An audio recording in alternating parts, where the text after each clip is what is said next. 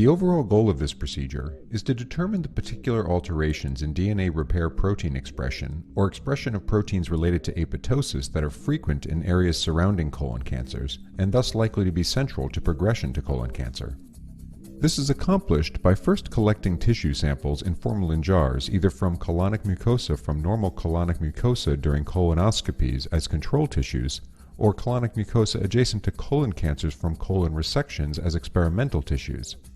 After formalin immersion for 4 hours, these tissues are transferred to 70% alcohol overnight, followed by embedding in paraffin blocks. The second step of the procedure is to cut tissue sections from the blocks and transfer them onto microscope slides. The third step of the procedure is to immunostain the tissue sections for possible proteins of interest using a sequenza rack. The final step of the procedure is to view the tissue sections in a photomicroscope.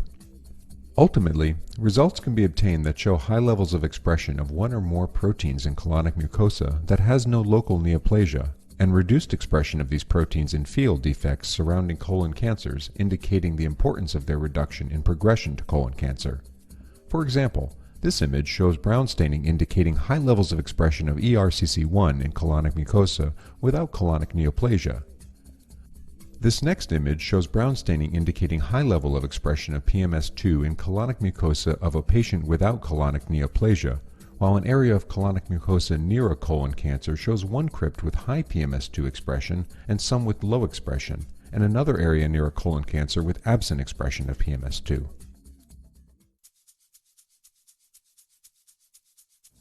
Hi, I'm Nguyen from the laboratory of Bernstein in the Department of Cell Biology and Anatomy in the College of Medicine